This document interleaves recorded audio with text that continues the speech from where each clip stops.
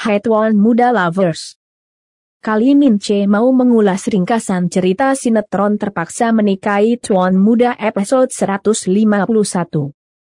Namun seperti biasa sebelum Mince mulai ceritanya, klik dulu tombol like, share, subscribe dan lonceng notifikasinya. Biar kalian Mince doain selalu terhindar dari orang-orang halu yang suka ngahuntu, doyan ngajuru dan suka murukusunu. Amin. Sudah kan? Baiklah kalau sudah. Mince mulai ceritanya. Di episode kali ini diceritakan jika Kinanti yang janjian ketemu sama Ratih akhirnya sampai di sebuah gedung kosong yang gelap dan sepi. Ya elah Kinanti, ngapain sih lu pakai nemuin si Ratih segala? Kari penyakit aja lu. Namun Kinanti malah masuk ke dalam gedung itu sambil kemudian teriak-teriak memanggil Ratih. Tak lama Ratih muncul di lantai atas sambil bilang, Bu Kinan, saya di sini. Kinanti pun lalu mendongak dan jadi terkejut lihat Ratih di situ. Bu Ratih, kok malah di situ? Ratih lalu jawab, saya terpaksa Bu.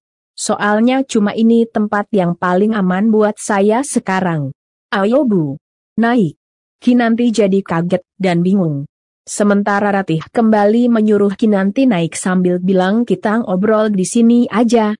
Kinanti pun menatap ragu. Kenapa Bu Ratih nggak turun aja?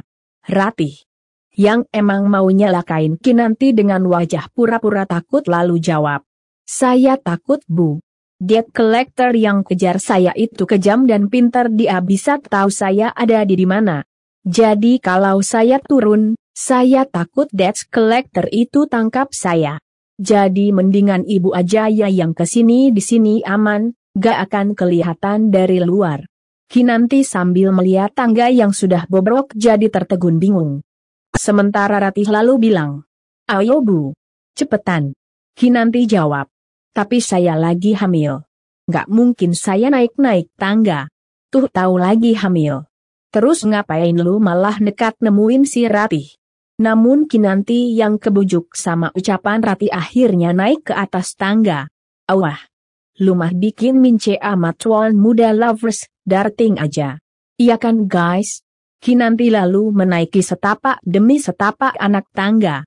Tak lama Kinanti pun akhirnya sampai di lantai 2. Kinanti pun bernaga lega. Alhamdulillah.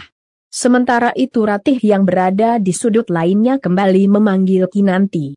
Bu Kinan, sini. Kinanti pun lalu menatap ke arah Ratih yang berdiri di sudut lainnya, tepat di pinggir lantai yang jika didorong maka bakal langsung jatuh ke bawah. Kinanti pun jadi bertanya heran. Kok Bu Ratih udah ada di sana? Ratih jawab, iya Bu, kita ngobrol di sini aja, lebih aman. Yuk Bu, sini. Tanpa curiga sedikit pun Kinanti lalu beranjak mendekati Ratih. Di saat yang sama si keong racun dan itu yang ternyata sembunyi di sudut lainnya muncul dan langsung mengendap pelan mendekati, mau mencelaki Kinanti. Aduh guys, gawat. Si keong racun dan itu ini harusnya diapain ya biar dia tobat dan berhenti berniat mencelakai Kinanti. Masa ia Mince sambit piring dari kantor. Namun Kinanti yang emang belum sadar jika di sana ada si keong racun dan itu yang mau mencelakainya malah terus melangkah mendekati si Ratih. Sementara itu si keong racun dan itu yang kini sudah berada tepat di belakang Kinanti lalu mau mendorong keras Kinanti biar jatuh ke lantai bawah. Namun untungnya saat itu hebel sepatu si keong racun dan itu jeblos ke lantai yang bolong hingga akhirnya membuat si keong racunan itu jadi hilang keseimbangan dan akhirnya menggelinding jatuh di tangga. Mampus lu. Makanya jadi orang jangan suka jahat. Sekarang rasain tuh akibatnya. Sementara itu di tempat lainnya Babang Gondrong lagi mondar-mandir gelisah mikirin Kinanti yang entah pergi kemana. Tak lama Oma Rima muncul menghampiri Babang Gondrong sambil bertanya heran. Kamu ngapain mondar-mandir gitu? Bukannya tidur? Babang Gondrong pun lalu jawab. Aku lagi nungguin Kinan, Oma. Oma Rima tentu saja kaget dan jadi heran. Loh, emangnya Kinan belum pulang? Dia kemana? Babang Gondrong sambil menghela nafas panjang lalu jawab. Aku juga nggak tahu, Oma kayaknya Kinan ngerahasiain sesuatu dari aku. Dia pergi diam-diam gitu. Terus tadi pas aku ikutin dia, Kinan malah udah turun dan pindah taksi. Oma Rima pun jadi cemas dan langsung berusaha menenangkan Babang Gondrong. Udah, kamu jangan mikir yang macam-macam dulu. Mungkin aja Kinan memang ada keperluan dan belum bisa bilang ke kamu. Kamu jangan berprasangka yang enggak-enggak dulu. Namun Babang Gondrong yang emang mencemaskan Kinanti malah makin gelisah. Ya abisnya kalau Kinan enggak nyembunyiin sesuatu, kenapa aku telepon nggak diangkat dari tadi? Ini pasti ada yang nggak beres, Oma. Pokoknya aku bakalan nungguin Kinan sampai dia pulang. Malam ini juga dia harus bilang yang sebenarnya ke aku. Sebenarnya dia tuh kenapa? Oma Rima pun jadi geleng-geleng kepala dan jawab. Ya udah kalau kamu mau nungguin Kinan. Tapi ingat, jangan marah-marah, tanya Kinan baik-baik. Jangan bikin istri kamu stres, nggak baik buat kandungannya. Babang Gondrong pun jadi termenung. Sementara Oma Rima lalu beranjak ke dapur. Sementara itu si Keong racun dan itu yang tadi terjatuh lagi mengerang kesakitan. Kakinya keselo, badannya lecet dan kotor sama debu. Yalah, masih dibikin hidup aja nih Keong racun. Kenapa nggak dibikin mati sekalian ya guys? Namun Kinanti yang melihat semua itu malah jadi cemas dan bergegas turun menghampiri si Keong racun dan itu. Begitu juga Ratih yang syok dan ketakutan melihat si Keong racun dan itu terjatuh. Dia juga lalu bergegas turun dan ikut melihat keadaan si Keong racun dan itu. Kinanti yang entah baiknya kelewatan banget atau entah bodoh, malah membantu si Keong racun dan itu berdiri sambil bilang, "Astaga Mbak Onita, Mbak kok bisa jatuh gini? Ayo, aku bantu." Si Keong racun dan itu tidak jawab dan malah terus mengerang kesakitan. Kinanti pun lalu kembali membantu berdiri dan mendudukkannya di tempat aman. Setelah itu Kinanti lalu menatap si Keong racun dan itu dengan tatapan cemas sekaligus bingung. Tapi Mbak itu kok bisa ada di sini? Pakai nanya lagi lu Kinanti. Asal lu tahu, si Onito itu mau nyelakain lu. Iya kan guys? Jadi daripada lu nolongin dia, mendingan juga lu sumpahin si Keong racun dan itu biar modar sekalian. Iya kan guys? Namun si Keong racun dan itu yang tidak ingin perbuatan busuknya ketahuan sama Kinanti, sambil terus menahan sakit malah pura-pura menatap bingung Kinanti. Lah, kamu sendiri ngapain kesini? Kalau saya sih emang karena wanita ini telepon-telepon saya dan mohon saya datang. Ratih tentu saja kaget mendengar ucapan si Keong racun dan itu yang bohongin Kinanti. Begitu juga Kinanti. Saat itu juga Kinanti lalu menatap Ratih sambil tanya, "Bu Ratih telepon Mbak Nitu juga?" Ratih mau jawab jujur. Namun si Keong racun dan itu langsung plototin Ratih. "Gak ada kapok-kapoknya lu Anita. Udah dibikin nyuk seruk jatuh tangga juga masih aja lu ngadalin si Kinan." Ratih pun jadi bingung dan akhirnya diam. Si Keong racun dan itu pun lalu kembali mengerang kesakitan. Kinanti tercekat dan kembali menatap Ratih sambil bilang, "Aku juga datang ke sini karena Bu Ratih telepon aku Mbak." Si Keong racun dan itu tidak menjawab dan malah terus mengerang kesakitan. Kinanti pun jadi cemas dan kembali mendekati si Keong racun dan itu. "Mbak kita pergi sekarang ya. Mbak harus diobatin." Kinanti pun lalu kembali membantu si Keong racun dan itu berdiri dan memapahnya pergi. Sementara itu si Ratih malah langsung kabur. Kinanti tentu saja kaget dan langsung teriak ke Ratih, "Loh Bu Ratih?" Namun si Keong racun dan itu yang tidak ingin ulah busuknya ketahuan Kinanti buru-buru memotong ucapan Kinanti. "Udah, biarin aja Kinan." Aduh. Si Keong racun pun kembali mengerang kesakitan. Kinanti pun jadi cemas dan kembali memapah si Keong racun. "Anita, ayo MBA pelan-pelan." Di tempat lainnya, Reno yang sudah berada di dalam kamarnya lalu merebahkan tubuhnya di atas tempat tidur. Tak lama Ene masuk kamar dan tanya, "Reno itu mobil kamu kenapa?" Reno kaget dan tanya. Kenapa gimana?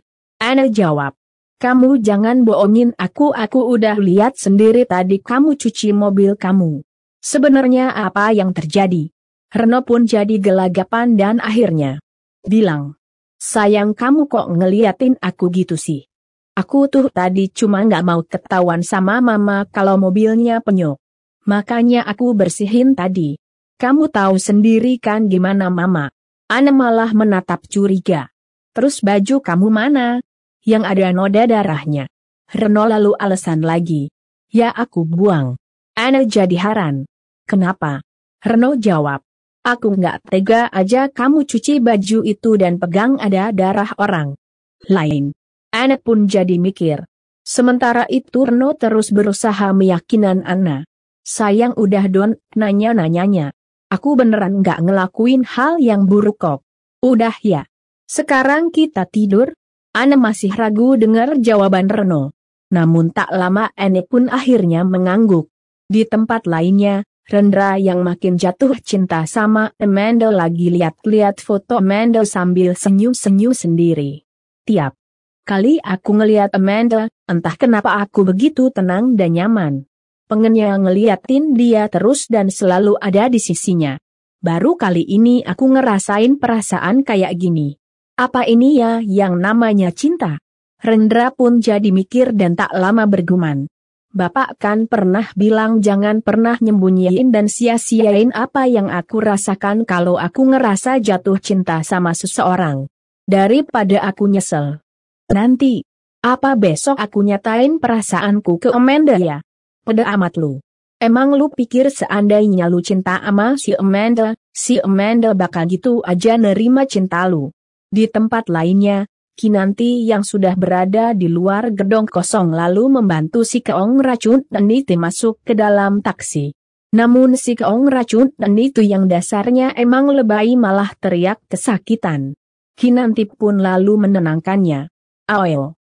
Mbak Anita. Pelan-pelan. Si Keong Racun dan itu mengangguk dan dengan gerakan yang sangat pelan lalu masuk ke dalam taksi. Setelah itu Kinanti pun lalu masuk ke dalam taksi sambil tanya. Mbak kok nggak cerita-cerita soal Bu Ratih? Si Keong Racun dan itu lalu berusaha cari-cari alasan. Ya saya juga baru dihubungi. Mungkin dia nunggu kamu lama. Kinanti yang nggak sadar sudah dikadalin Kinanti malah nyengir dan bilang ke sopir taksi agar mengantarkan mereka ke rumah sakit. Sopir taksi pun mengangguk dan langsung melajukan taksinya dengan kecepatan yang super edon. Alhasil tak lama kemudian taksi pun sampai di depan rumah sakit. Kinanti pun lalu membantu si Keong Racun dan itu keluar dari dalam taksi dan memapahnya masuk ke rumah sakit. Tak lama Kinanti melihat suster. Kinanti lalu memanggilnya. Sus tolong sus. Tolong kakak saya sus dia tadi habis jatuh. Suster tercekat dan langsung ambil kursi roda sambil kemudian deketin Kinanti dan si Keong Racun dan itu. Silahkan Bu duduk di sini. Si Keong Racun dan itu sambil terus menahan sakit mengangguk. Kinanti dan suster pun lalu membantunya duduk di kursi roda. Suster lalu bilang, kita bawa ke ruang tindakan dulu ya Bu. Kinanti mengangguk sambil bilang, tolong obatin kakak saya sus. Suster jawab, baik, Bu. Silahkan nanti Ibu urus administrasinya ke bagian administrasi ya. Kinanti mengangguk suster lalu dorong kursi roda, membawa si Keong Racun dan itu ke ruang tindakan. Sementara itu Kinanti lalu beranjak ke ruang administrasi sambil mengeluarkan HP-nya dan melihat HP-nya. Di layar HP terlihat tulisan beberapa panggilan tak terjawab dari Abhimana. Kinanti pun tercekat dan jadi kepikiran suaminya. Mas Abhi dari tadi telepon aku. Apa aku telepon balik ya? Tapi nanti Mas Abhi malah cemas banget. Mendingan aku cerita nanti aja di rumah. Awah gelap. Lomah bikin mince ama seluruh tuan muda lovers, darting doang. Sementara itu si Keong Racun dan itu yang kini sudah berada di ruang tindakan langsung mendapatkan penanganan medis. Si Keong Racun dan itu pun langsung menjerit-jerit. Kesakitan. Sakit dok. Pelan-pelan don. Au. Dokter pun lalu berusaha menenangkannya. Tahan ya Bu. Ini harus diobatin biar lukanya nggak infeksi. Suster sampai kasih handuk buat gigit biar gak teriak. Ibu gigit ini aja Bu biar gak teriak-teriak. Si keong racunan itu jadi mendelik sewot. Namun karena emang gak kuat menahan sakit, si keong racunan itu pun terpaksa gigit handuknya. Dokter pun lalu kembali mengobati si keong racunan itu. Si keong racunan itu malah jadi geram dan berkata dalam hati. Harusnya kan Kinan yang celaka. Kenapa jadi aku gini sih? Pakai nanya lagi lu. Lu gitu karena ulah lu sendiri gurandil. Makanya tobat lu. Malam pun semakin larut, Babang Gondrong masih gelisah menunggu Kinanti. Tak Kinanti masuk sambil memapah si keong racunan itu yang jalan sambil kakinya terpincang-pincang. Babang Gondrong pun jadi melotot dan langsung bertanya heran. Kinan, kamu kok pulangnya sama Kak Nita? Terus Kak Nita kenapa itu kakinya? Si keong racunan itu yang emang lebay kembali meringis kesakitan. Babang Gondrong pun lalu tanya lagi. Kalian berdua dari mana? Kinanti pun akhirnya jawab. Mas tadi saya dan Mbak Nita habis ketemu sama Bu Ratih. Terus Mbak Nita enggak sengaja kepleset dan jatuh. Babang Gondrong syok dan jadi marah. Apa?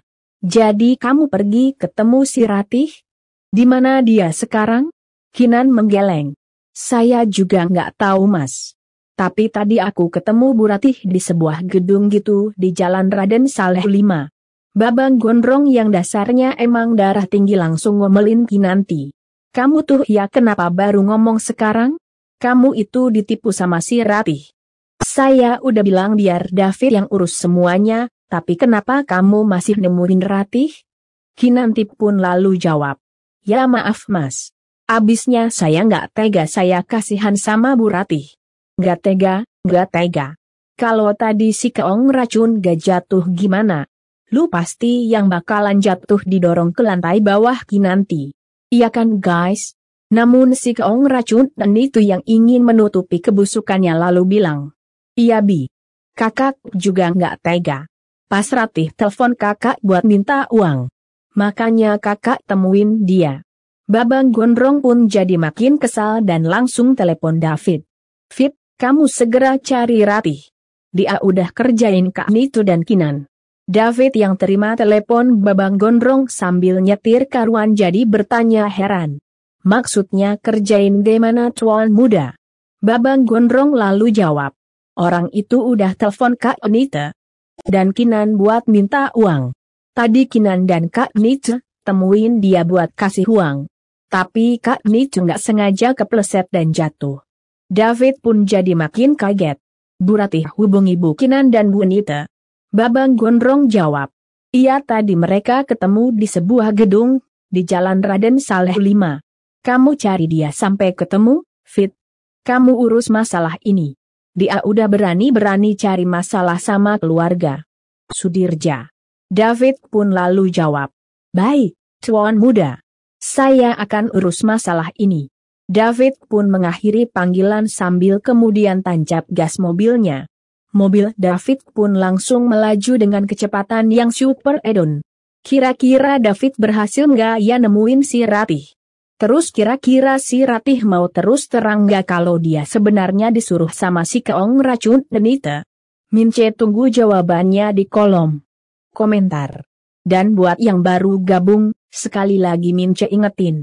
Jangan lupa klik like, share, subscribe dan lonceng notifikasinya.